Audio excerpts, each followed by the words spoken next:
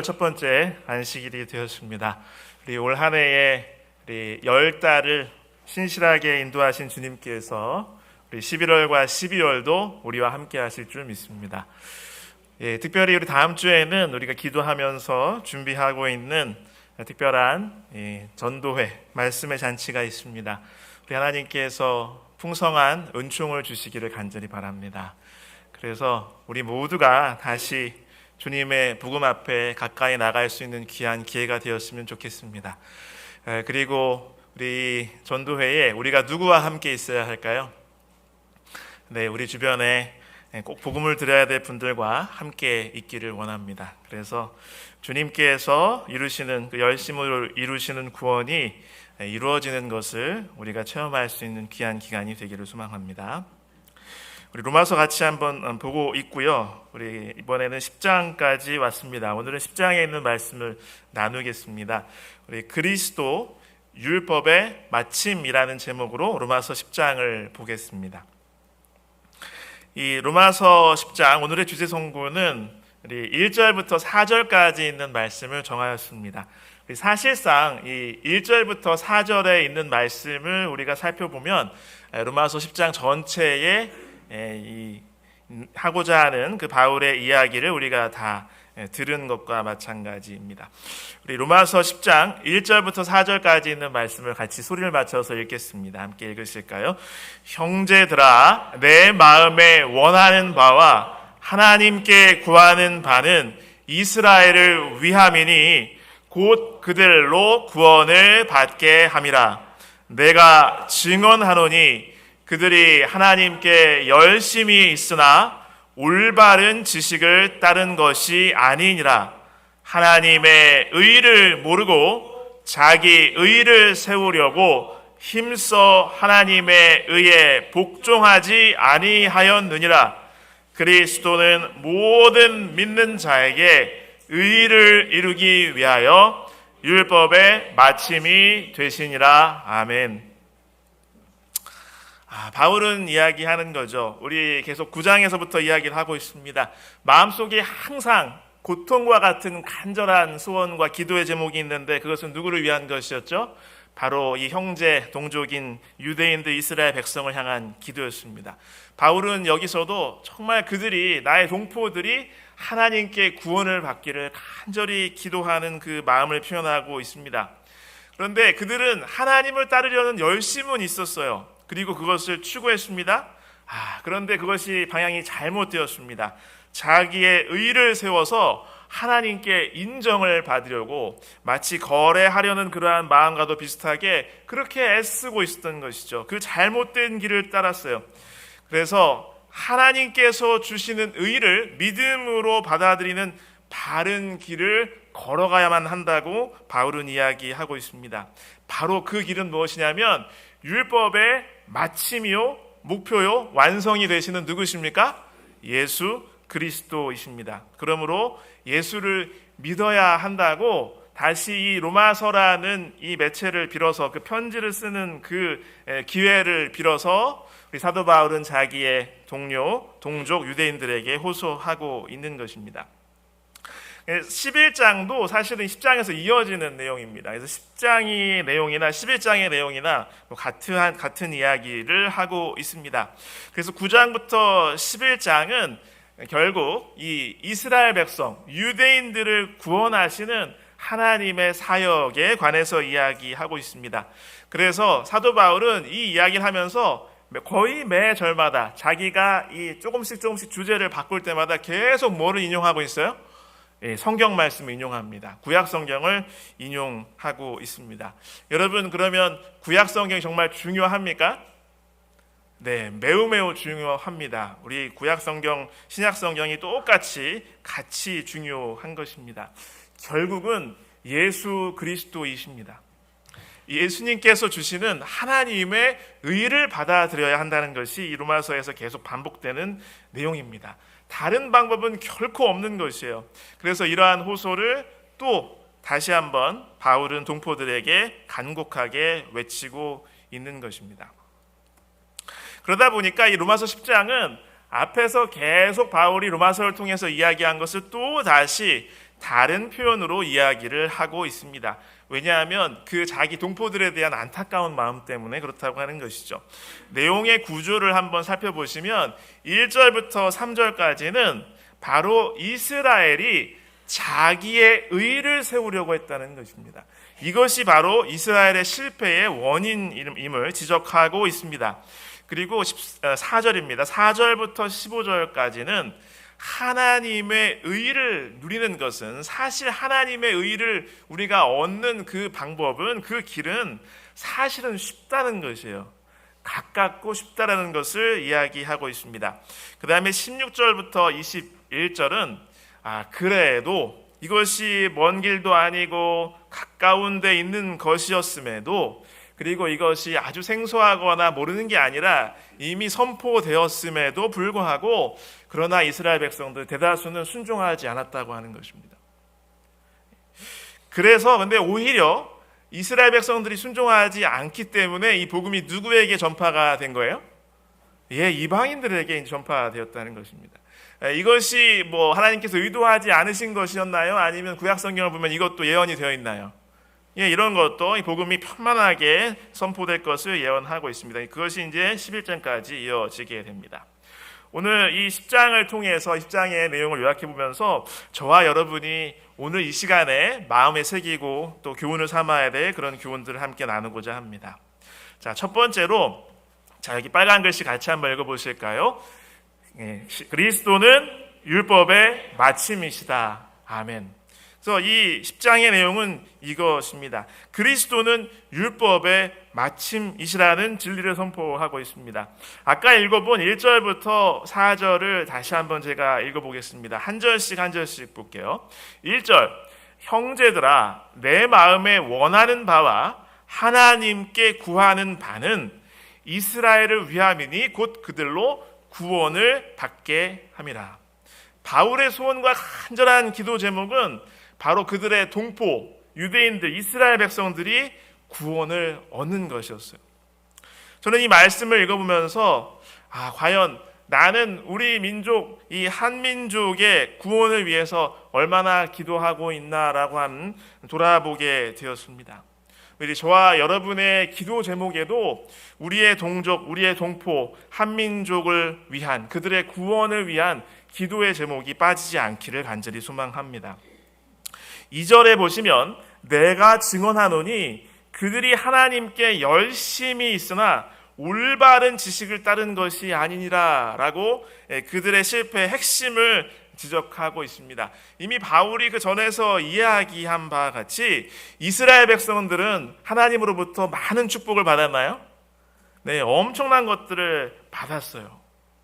그래서 굉장한 이점을 가지고 있기도 하지만, 그렇기 때문에 그들의 대다수가 하나님을 외면하고 구원의 길에 이르지 못하고 구원을 거절한 것은 너무나 더 안타까운 일이 되었다고 하는 것입니다. 그런데 그들이 하나님을 향한 뭐는 있었어요? 열심은 있었다는 것이에요.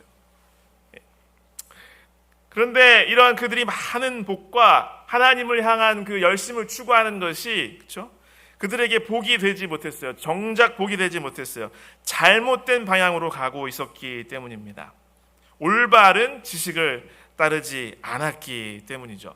여기서 이 올바른 지식이라고 이렇게 번역된 말의 원문은 헬라어로 에피그노시스라는 단어를 썼습니다. 이 그노시스라는 말이 이제 지식이 그런 뜻인데, 그것이 이제 영어로 들어와서 우리가 know라는 그런 말도 되고 했죠. knowledge라는 말이 됐는데, 특별히 이 헬라어에서 성경 원문에서 이 에피그노시스랑 그노시스는 좀 의미가 다를까요, 같을까요?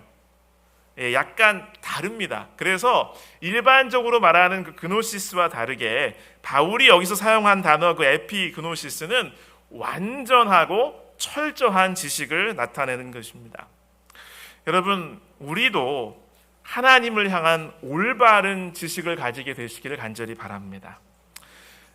하나님을 그냥 알아서는 안 됩니다. 바르게 알아야 합니다.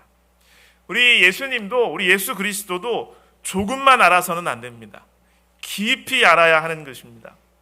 우리 사탄 마귀는 주님께서 택하신 그런 자라도 미혹하기 위해서 우리가 신앙생활을 가는 이 여정 곳곳에 함정과 올무를 설치해 놓고 있습니다. 그래서 하나님께서 복을 주심으로 저와 여러분 각자 모두에게 오늘 이 순간에 참된 지혜의 성령으로 함께 하시기를 간절히 바랍니다. 그래서 주님을 바르게 알고 복음을 온전히 이해하는 저와 여러분이 되시기를 간절히 축원합니다. 그리고 예수 그리스도를 개인적으로 이렇게 깊이 아시는 그런 살아있는 신앙의 체험이 날마다 지속되기를 간절히 바랍니다. 3절에 보면 여기 하나님의 의를 모르고 자기 의를 세우려고 힘써 하나님의 의에 복종하지 아니하였느니라 라고 이렇게 바울이 설명하고 있습니다. 그렇게 하나님이 친숙했어요. 하나님을 많이 알았어요. 성경 말씀도 있었어요. 외운 사람도 많았어요. 근데 이렇게 하나님이 익숙했던 이스라엘이 대부분 실패한 이유의 핵심, 그리고 오늘날에도 여전히 하나님을 따른다고 공언하는 그 많은 사람들이 참된 구원을 누리지 못하는 바로 그 이유가 바로 바울이 지적한 것처럼 자기의 의를 세우려고 하기 때문입니다. 자기의 의를 세우려고 힘써서 하나님의 의에 복종하지 않기 때문이라고 하는 것이죠. 율법주의 신앙에 빠지는 경우가 너무나 많기 때문입니다. 내가 내 힘으로 힘쓰고 애써서 바르게 살아서 십계명을 지키고 성경 말씀에 순종해서 내가 구원을 이렇게 따내는, 내가 구원을 얻는 것이 결코 아닌 것입니다. 나는 스스로는 결코 하나님의 뜻대로 살 수 없음을 철저히 인정해야 합니다. 하나님의 선하심과 완전하심과는 나는 정반대의 품성을 가진 것이 바로 나라는 존재라는 사실을 우리가 깨닫고 인정해야 합니다. 그래서 십자가를 통해서 주님께서 주시는 용서를 받아들이는 것, 하나님께서 주님의 의로우심을 나의 의로움으로 여겨주시기를 간구하고 그 사실을 믿고 받아들이고 주님께 용서를 구하고 내 존재 자체가, 나의 본질 자체가 악이라는 것을 고백하고 내가 스스로는 절대로 할 수 없다는 것을 철저하게 인정하고 주님께서 그러니까 내 마음을 다스려 주시기를 간절히 기도하면서, 그래서 내 의지가 아니라, 내 뜻이 아니라 하나님의 선하신 뜻대로 내 인생을 대신 살아가 주시기를 주님께서 나 대신에 말하시고 주님께서 나 대신에 행동해 주시기를 늘 간청 간구하면서 살아야 하는 것입니다. 그때 내 마음에서, 내 삶에서 그리스도의 의가 나타나는 것입니다. 여기 4절의 말씀에 보면 그리스도는 모든 믿는 자에게 의를 이루기 위하여 율법의 마침이 되시느니라 라고 이야기하고 있습니다. 그리스도께서 이렇게 당신을 진심으로 믿고 받아들이는 모든 사람에게 하나님의 의를 이루어 주시기 때문에 그들 대신에 그들이 할 수 없는 것을 그들을 의롭게 해 주시기 때문에, 그래서 그리스도께서 율법의 마침이 되시는 것입니다. 그래서 바울은 이렇게 선언을 해놓고 바로 그 뒤에 10장 5절부터 그러면 왜 그리스도께서 율법의 마침이 되시는지를 이 구약 성경절을 하나하나 인용하고 해설하면서 풀어서 이야기하고 있는 것이죠. 근데 이 그리스도께서 율법의 마침이 되신다는 말씀이 많이 이렇게 곡해되고 있는 성경절입니다. 여기 한 신학자는 그분의 책에서 이야기하기를, 만일 그리스도께서 율법의 마침이 되신다면 이제는 그리스도만 믿으면 되지 율법이 필요가 없네, 지킬 필요가 없네 라는 주장이 나오는 것이 이 구절 때문이다라고 이야기하고 있어요. 과연 그리스도는 십자가에서 율법을 용도 폐기하셨는가? 이 구절은 수세기 동안 많은 논란이 되어 왔으며 아직도 전혀 반대 의미로 해석되곤 하는 난해절이다라고 이렇게 이야기하고 있어요. 자, 복습을 해보겠습니다.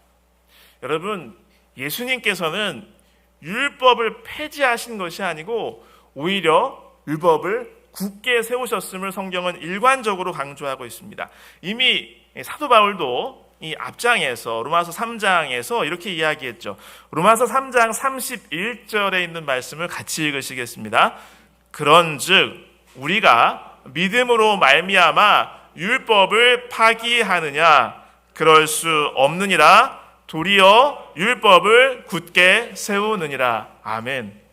믿음은 율법을 파기하는 것이 아니고 뭐예요? 오히려 율법을 굳게 세우는 것입니다. 그래서 예수님께서도 이런 말씀을 하신 것을 우리는 기억합니다. 마태복음 5장 17절로 19절인데요. 제가 읽겠습니다. 내가 율법이나 선지자를 폐하러 온 줄로 생각하지 말라. 폐하러 온 것이 아니요 완전하게 하려 함이라. 어떻게 하기 위해서 예수님께서 오셨다고요? 율법을 완전하게 하기 위해서.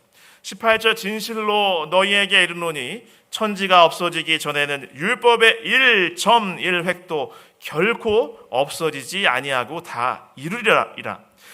그러므로 누구든지 이 계명 중에 지극히 작은 것 하나라도 버리고 또 그같이 사람을 가르치는 자는 천국에서 지극히 작다 일컬음을 받을 것이요 누구든지 이를 행하며 가르치는 자는 천국에서 크다 일컬음을 받으리라.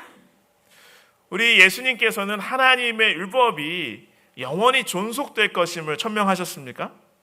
예, 그렇습니다. 그리고 그분의 사역을 통해서 이것을 이루셨죠. 그래서 사실 십계명 혹은 그것을 포함하는 하나님의 율법, 그것을 확장한 것이 성경인데 결국 이것은 뭐냐면 참된 사랑을 나타낸 것이잖아요. 그것을 예수님께서는 우리에게 잘 설명해 주셨죠. 마태복음 22장 35절로 40절에 있는 말씀입니다. 마태복음 22장 35절로 40절에 있는 말씀, 이 일화를 여러분 잘 아십니다. 그 중에 한 율법사가 예수를 시험하여 묻되 선생님 율법 중에서 어느 계명이 크니까? 37절부터 같이 읽으실까요? 예수께서 이르시되 내 마음을 다하고 목숨을 다하고 뜻을 다하여 주 너의 하나님을 사랑하라 하셨으니 이것이 크고 첫째 되는 계명이요 둘째도 그와 같으니 내 이웃을 내 자신같이 사랑하라 하셨으니 이 두 계명이 온 율법과 선지자의 강령이니라. 결국 십계명을 비롯한 율법은 사랑을 나타내는 것입니다.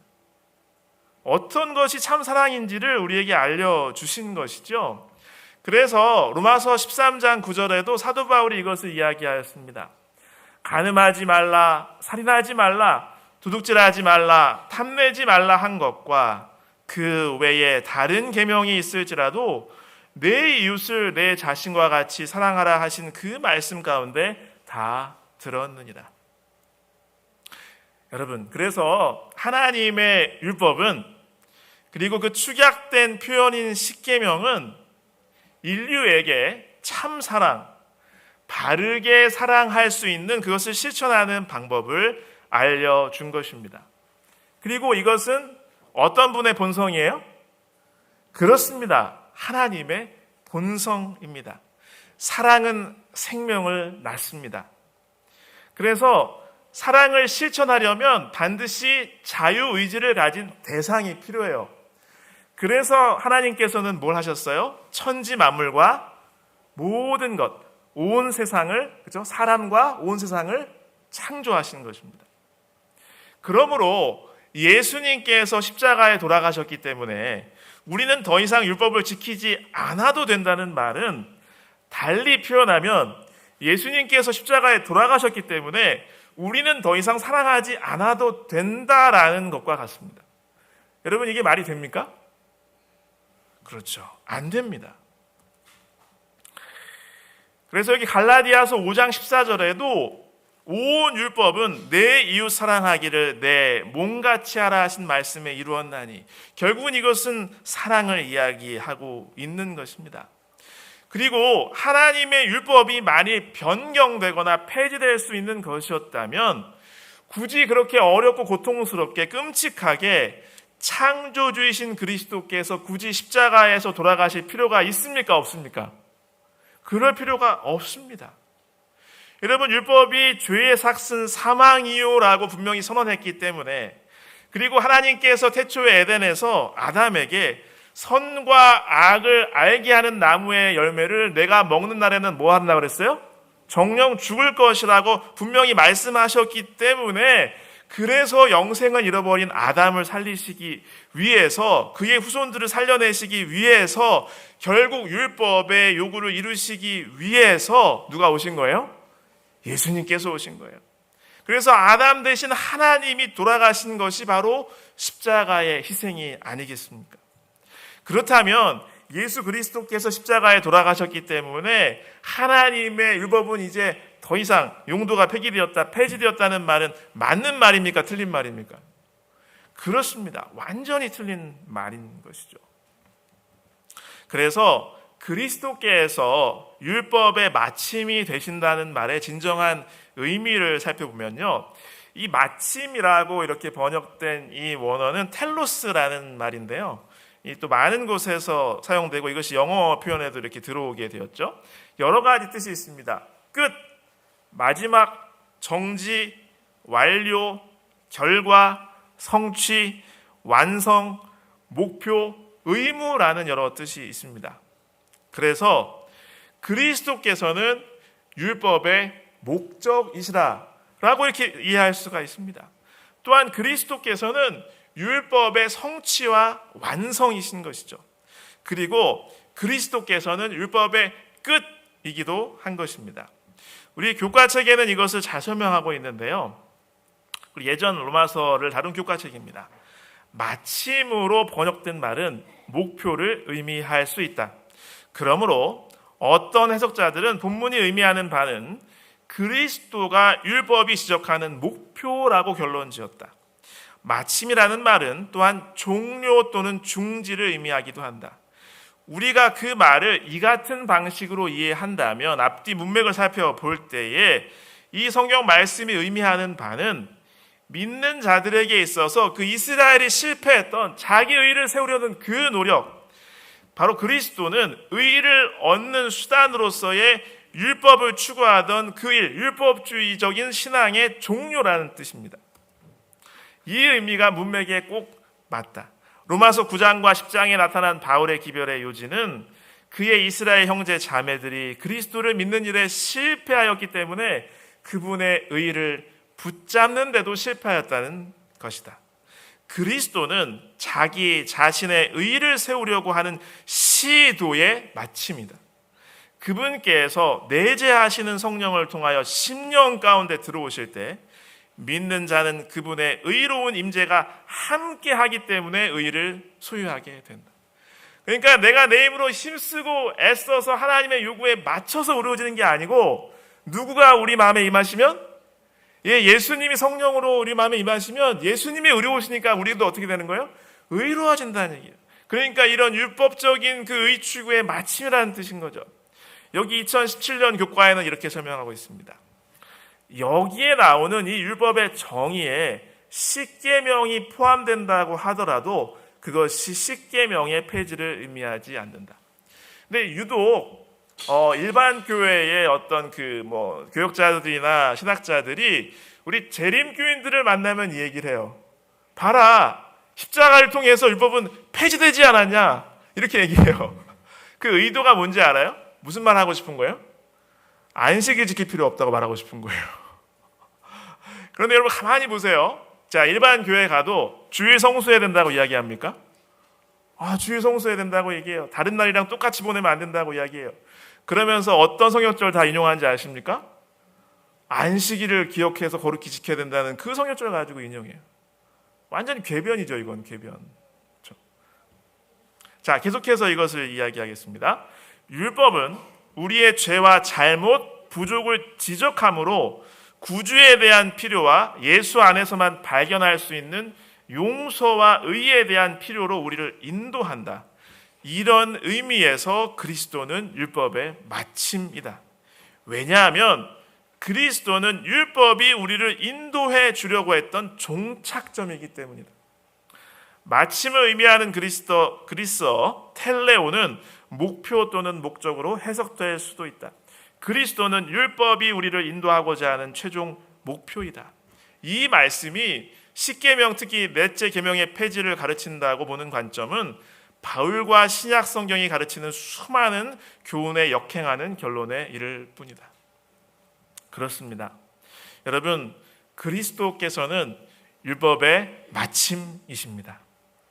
율법의 마침이신 예수님, 모든 믿는 자에게 의를 이루시는 예수 그리스도를 찬양합니다. 여기 가려 뽑은 기별 1권 394쪽에는 이러하게 설명하고 있습니다. 우리들은 구원의 우물에서 물을 길어야 한다. 그리스도는 모든 믿는 자에게 의를 이루기 위하여 율법의 마침이 되셨다. 그래서 우리의 의가 되시는 예수님을 마음에 품게 되시기를 간절히 바랍니다. 자, 두 번째로 아까 이미 우리 내용 구조에서 살펴봤는데요. 하나님의 의를 얻는 것은 사실은 쉽다고 이야기를 하고 있습니다. 이것을 바울이 구약 성경을 절마다 인용하면서 이렇게 이야기를 하고 있습니다. 자, 이제 5절부터 보겠는데요. 한 절 한 절 보도록 하겠습니다. 우리 5절을 먼저 같이 읽으실까요? 모세가 기록하되 율법으로 말미암는 의를 행하는 사람은 그 의로 살리라 하였거니와. 그렇죠? 여기 원문은 레위기 18장 5절에 있는 말씀을 인용한 것입니다.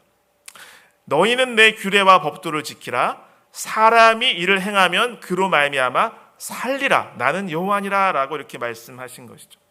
그러니까 이것은 무슨 뜻이냐면 하나님의 계명과 율법은요, 사람을 귀찮게 하고 힘들게 하고 억압하고 속박하기 위해서 주신 것이 아니라요, 오히려 사람을 살리기 위해서, 그가 생존하게 하고 진정한 생활, 삶을 이루게 하기 위해서 주신 것이라는 그 의미예요.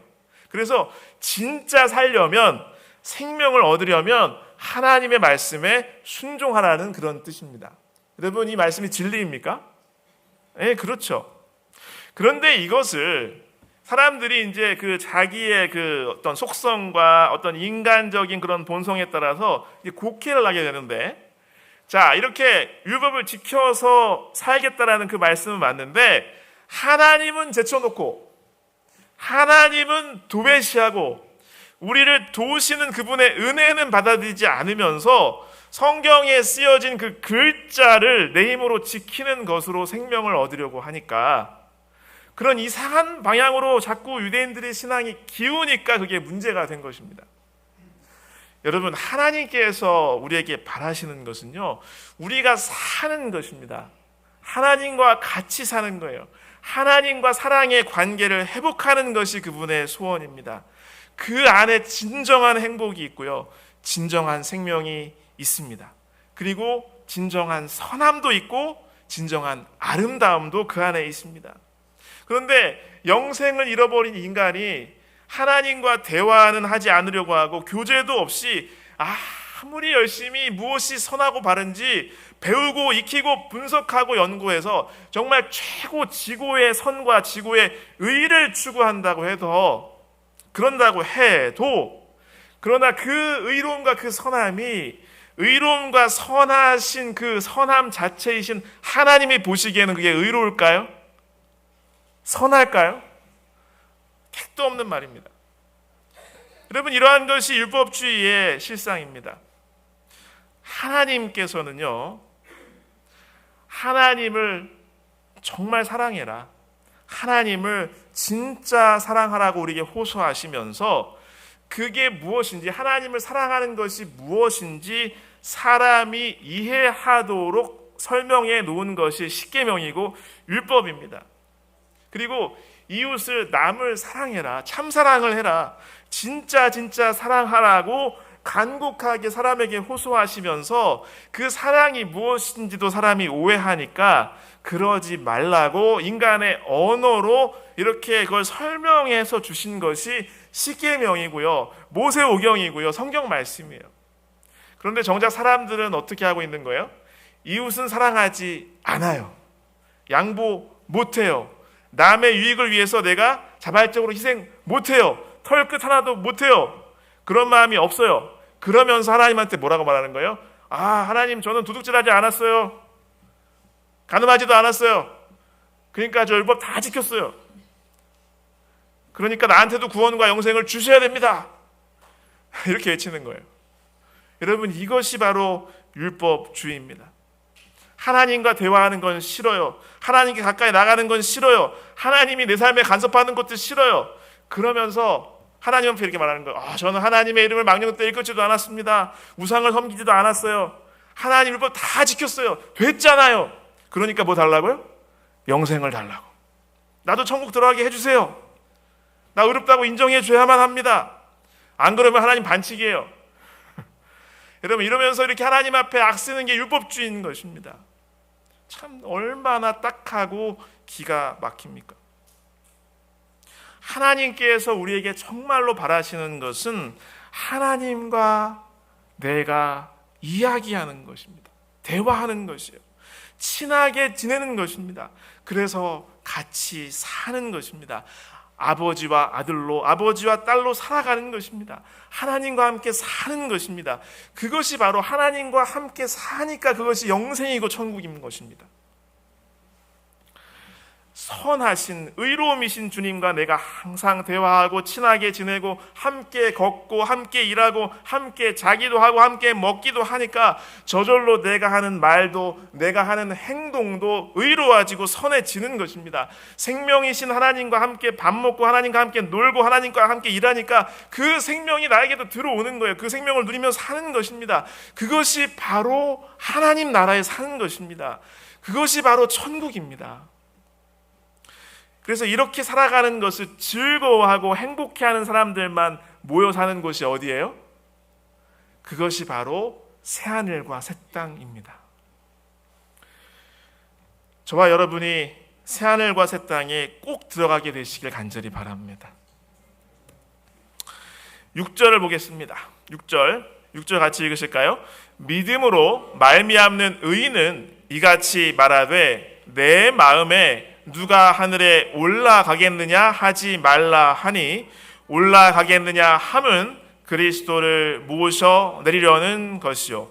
여기 6절부터 7절, 8절까지는 신명기 30장 11절로 14절까지 있는 말씀을 인용한 것입니다. 여기서 모세는 뭘 이야기하냐면 그 앞부분에 마음을 다하며 성품을 다하며 하나님 여호와를 사랑하는 삶에 관하여 이야기하는 것이에요. 그런 사람에게는 하나님의 율법에 순종하는 것이 너무 어려운 것도 멀리서 찾아야 되는 것도 아니고 자연스럽고 쉬운 것임을 설명하는 것이에요. 그것이 삶을 통해서 물 마시듯이 숨 쉬듯이 하나님과 함께 살아가는 삶이라는 거예요. 바로 믿음으로 말미암는 것입니다. 여기 보면 마음을 다하며 성품을 다하여 하나님을 여호와를 사랑하라. 바로 예수님께서 십계명을 요약하실 때 했던 그 표현이죠. 그래서 하나님과 함께 하나님의 도와주시는 손을 붙잡고 같이 실천하면 너무나 쉬운 것이 하나님의 율법을 지키는 것인데, 근데 하나님을 제껴놓고 하나님 저기 좀 가 계세요. 나 혼자 할 수 있어요. 이렇게 하면서 내 멋대로 그것을 하려고 하니까 이것이 율법주의가 되는 것입니다.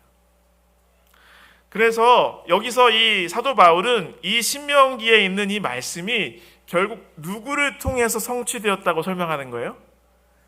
예수님을 통해서 성취되었다고 이야기하는 것입니다. 그래서 그 표현 하나하나를 설명하고 있는데요. 바로 누가 하늘에 올라가겠느냐? 그러면 하늘에 사셨던 분이 내려오신 분이 누구세요? 그렇죠. 예수님이신 거죠. 7절에 보면 누가 무저갱에 내려가겠느냐 하지 말라. 그러면 바로 우리가 죽어야 될 그 사망, 둘째 사망을 대신 경험하시고 다시 살아나신 분이 누구세요? 예수님인 거죠. 그래서 바로 예수님, 바로 내 곁에 다가오신 하나님 예수 그리스도, 그분을 인하여 하나님께 감사하며 하나님을 찬양합니다. 우리 8절로 넘어가겠습니다. 8절 같이 읽어보겠습니다. 그러면 무엇을 말하느냐? 말씀이 내게 가까워 내 입에 있으며 내 마음에 있다 하였으니 곧 우리가 전파하는 믿음의 말씀이라. 바울은 여기서도 이 신명기 말씀을 주석하고 있는데요. 그렇죠? 그러니까 하나님의 말씀은 멀리 있는 것도 아니고 깨닫기 어려운 것도 아니고 바로 여러분의 입에 있습니다라고 모세가 이렇게 이야기를 했는데, 그것이 성취된 것이 바로 예수님을 통해서 증거되는 그 복음이라고 이야기하는 것입니다. 그들이 말하는 사도들과 바로 바울과 선교사들이 전하는 믿음으로 말미암아 의롭게 되는 이 복음이라고 이야기하는 것이, 그것이 바로 신명기 말씀의 성취라고 이야기하고 있는 것이죠. 자, 9절을 읽어보겠습니다. 내가 만일 내 입으로 예수를 주로 시인하며 또 하나님께서 그를 죽은 자 가운데서 살리신 것을 내 마음에 믿으면 구원을 받으리라. 아멘. 그러니까 예수님께서 하늘로부터 내려오신 하나님을 임임을 진정으로 믿고 그분께서 내 대신 음부 수월에 다녀오신 분임을, 내가 죽어야 될 그 사망을 대신 죽으시고 부활하신 분을, 그 바로 예수 그리스도이심을 내가 진심으로 믿으면 무엇을 받는다는 것입니까? 그렇습니다. 하나님의 의롭다 하심, 하나님의 영생과 천국, 이것이 즉시 내 것이 된다고 하는 것입니다. 여러분, 바로 예수님을 통해서 하나님께서 빛보다 빠른 속도로 나의 이 계좌에 바로 하나님께서 내 지갑 안으로 천국 시민권을 이렇게 쏴주시는 거예요. 그래서 예수님의 피의 희생을 통해서 너는 이제 나의 아들과 딸이다, 피로 맺어진 나의 자녀다, 상속자다라고 이렇게 이야기하고 선언해 주시는 것이죠. 자, 우리 10절 말씀을 같이 읽겠습니다. 사람이 마음으로 믿어 의에 이르고 입으로 시인하여 구원에 이르느니라. 아멘. 자, 11절을 제가 보겠습니다. 성경에 이르되 누구든지 그를 믿는 자는 부끄러움을 당하지 아니하리라 하니, 이것은 이사야 28장 16절의 말씀을 인용한 것입니다. 그래서 누구든지 그리스도께서 나의 구원자이심을 진심으로 믿으면 그분께서 하나님이시며 바로 내가 맞이할 최후의 심판의 재판장과 변호사 되심을 내가 믿으면 마지막 심판에서 부끄러움을 당하지 않을 것입니다. 12절을 같이 읽겠습니다. 유대인이나 헬라인이나 차별이 없음이라 한 분이신 주께서 모든 사람의 주가 되사 그를 부르는 모든 사람에게 부요하시도다. 우리를 그 어떠한 우리의 다른 모습으로 차별하지 않으시고 우리의 주님이 되시고 우리를 구원하시는 예수님을 찬양합니다. 13절 같이 읽겠습니다. 누구든지 주의 이름을 부르는 자는 구원을 받으리라. 이건 요엘 말씀을 인용한 것인데요, 요엘 2장 32절을 인용한 것입니다. 제가 읽겠습니다. 요엘 2장 32절입니다. 누구든지 여호와의 이름을 부르는 자는 구원을 얻으리니 이는 나 여호와의 말대로 시온산과 예루살렘에서 피할 자가 있을 것이며 남은 자 중에 나 여호와의 부름을 받을 자가 있을 것입니다. 여기에도 나오는 표현이 그 사도 바울이 이야기하면서 9장부터 이야기하는데 바로 남은 자라는 표현입니다. 그래서 전 이스라엘이 마치 하나님을 외면하고 반역하는 것처럼 그렇게 양상이 보였을지라도 정말 제사 제도와 이스라엘의 신앙체계가 엉망이 되어도 항상 어느 시대나 하나님께서는 무엇을 남겨두신 거예요? 남은 자손을 남겨두신 것입니다. 그래서 결국 그 남은 자손을 통해서 신앙이 이어지고 예수님께서 태어나시고 예수님께서 우리의 구원을 이루신 것이죠. 그래서 바로 중세 암흑 시대에도, 그리고 예수님께서 다시 오심이 임박한 마지막 시대에도 여전히 하나님께서는 뭐를 가지고 계십니까? 남은 자를 가지고 계십니다. 그래서 바로 저와 여러분이 이 남은 자로서의 사명을 받으셨다는 사실을 기억하기를 간절히 바랍니다. 그래서 이 누구든지 여호와의 이름을 부르는 자는 구원을 얻으리니라는 이 말씀을 바로 그대로 성취하는 하나님의 남은 백성이 어느 시대에나 존재하는데, 바로 하나님께서 그 은혜로 하나님의 열심으로 이렇게 구원을 이루심을 믿고 고백하는 그러한 남은 백성이 되시길 간절히 바랍니다. 그래서 하나님의 의를 얻는 것은 사실 어려운 것이 아니고 쉬운 것이라고 사도 바울은 이야기하고 있습니다. 내가 혼자 하려고 하니까 어려운 것입니다. 그것은 불가능한 것이죠. 예수 그리스도를 의지하면 쉬운 것입니다. 여기 그래서 이 교과에 있는 말씀 인용문을 잠깐 여기서 읽어드리겠는데요. 그리스도를 믿는 믿음의 결과는 심령의 의이다. 바울이 이미 말했듯이 그리스도를 믿는 믿음은 심령의 율법을 기록하는 결과로 나타난다. 심령의 의는 그분의 율법에 표현된 대로 하나님의 뜻에 완전히 일치하는 것이다. 구원 곧 칭의는 믿는 자의 심령에 주어지는 그리스도의 의의 선물이다. 그래서 하나님께서는 믿음으로 우리가 그리스도를 붙잡을 때 선물로 우리를 의롭다 하심을 기억하시기를 간절히 바랍니다.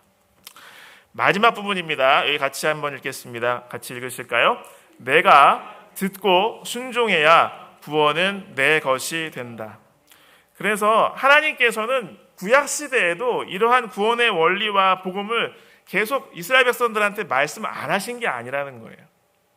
여기 14절과 15절을 같이 읽겠습니다. 로마서 10장 14절과 15절 같이 읽겠습니다.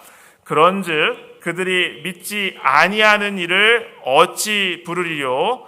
듣지도 못한 일을 어찌 믿으리요? 전파하는 자가 없이 어찌 들으리요? 보내심을 받지 아니하였으면 어찌 전파하리요? 기록된 바 아름답도다 좋은 소식을 전하는 자들의 발이여 함과 같으니라. 아멘.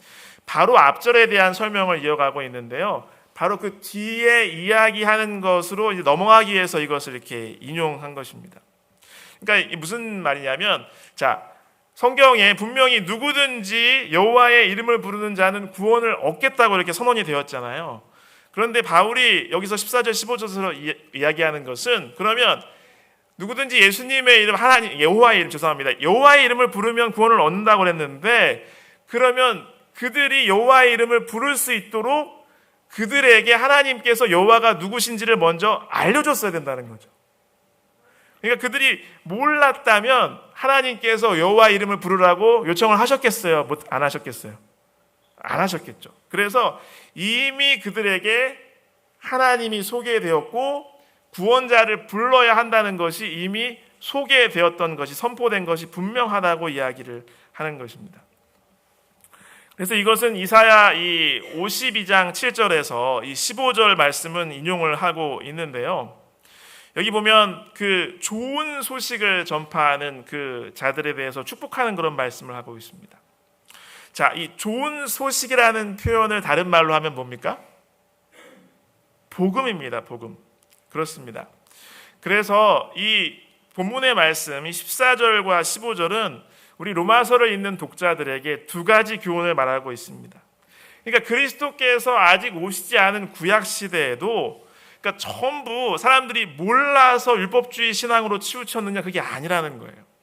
하나님께서는 때마다 선지자들을 보내시고 바로 15절의 말씀처럼 그 부름을 받은, 그 보냄을 받은 사람을 통해서 복음을 선포하셨다는 것이죠. 구원을 주시는 하나님을 불러야 된다고, 구원자를 불러야 구원을 얻음을 이야기하셨다는 것입니다. 두 번째로는, 그러면 신약 시대에는 예수님께서 이미 오셔서 십자가의 구원을 이루시고 승천하셨잖아요. 그리고 승천하시면서 바로 제자들한테 사명을 주셨죠. 그래서 바로 이 15절에 있는 것처럼 좋은 소식을 전파하는 사명을 받은 사람이 누구라는 거예요? 그렇죠. 예수님을 따르는 사람들이라고 하는 것입니다. 그래서 저와 여러분이 이 시대에는 이 좋은 소식을 전파해야 되는 사명을 가진 사람임을 기억하시고 이 일을 잊지 마시고 이 일에 힘쓰게 되시기를 간절히 바랍니다. 여기 16절로 21절에 있는 말씀입니다. 여기 16절부터 21절까지는 무슨 이야기냐면요. 그래서 하나님께서 이미 구약시대에도 이스라엘 백성들에게 선지자들을 보내시고 사자를 보내셔서 때마다 시대마다 복음을 증거하셨는데도 이스라엘 백성들이 거기 귀를 기울였을까요? 기울이지 않았을까요? 네, 기울이지 않았어요. 그 이야기를 하고 있는 것입니다. 우리 16절, 17절, 18절 같이 읽겠습니다. 그러나 그들이 다 복음을 순종하지 아니하였도다. 이사야가 이르되 주여 우리가 전한 것을 누가 믿었나이까 하였으니 그러므로 믿음은 들음에서 나며 들음은 그리스도의 말씀으로 말미암았느니라. 그러나 내가 말하노니 그들이 듣지 아니하였느냐? 그렇지 아니하니 그 소리가 온 땅에 퍼졌고 그 말씀이 땅 끝까지 이르렀더라 하였느니라. 그래서 이사야 53장 1절을 인용한 것이 16절인데요. 그러니까 이 말씀을 이렇게 설명하면서 바울은 이야기하기를, 그러니까 대다수의 그 당시 이스라엘 당시에도 이스라엘 백성들이 하나님 말씀에 귀를 기울이지 않았다는 것이에요. 그런데 또 다른 한편으로는 이사야 53장 1절 바로 뒤부터 쭉 나오는 게 우리가 잘 아는 이사야 53장의 이야기입니다. 그것은 무엇을 설명하고 무엇을 누구를 예언하고 있는 것이죠? 예수님, 고난당하는 종을 예언한 것입니다. 그래서 결국 하나님의 손이 나타난 그 기별의 내용 되시는 분이 예수 그리스도라는 것을 이야기하고 있는 것이죠. 그래서 이 17절에서 설명하는 이 바울은 결국 이사야 53장 그 말씀에도 잘 드러나듯이 바로 구약 시대의 이스라엘 백성들에게 미리 이야기하셨던 그 복음, 그 복음의 그 본질이 바로 예수 그리스도의 십자가 희생이다라고 강조하고 있는 것입니다.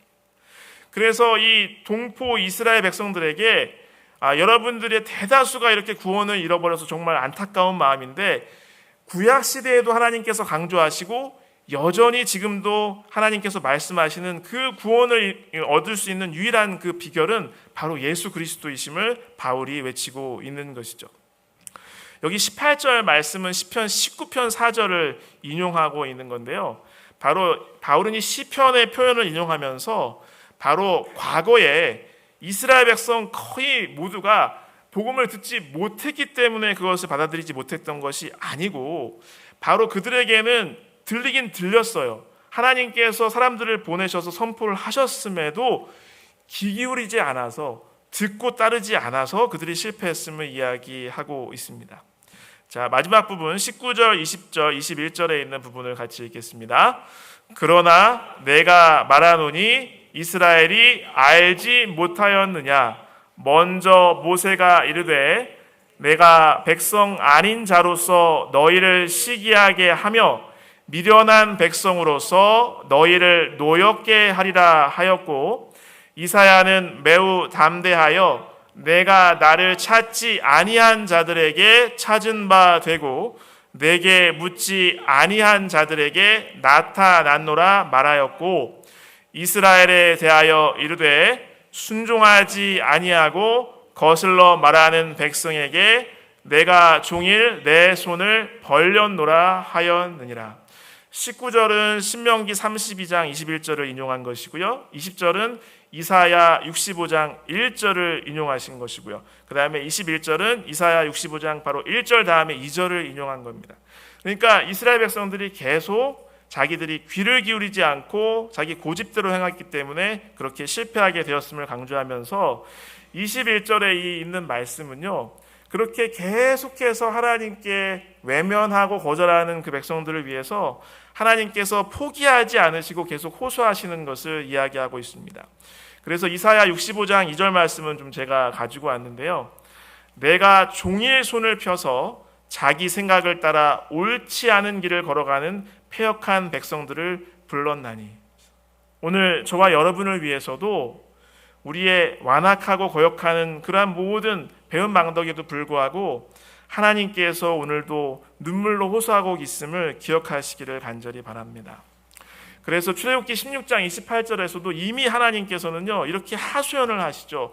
너희가 어느 때까지 내 계명을 지키지 않겠느냐라고 이렇게 탄식하시는 모습을 볼 수 있습니다.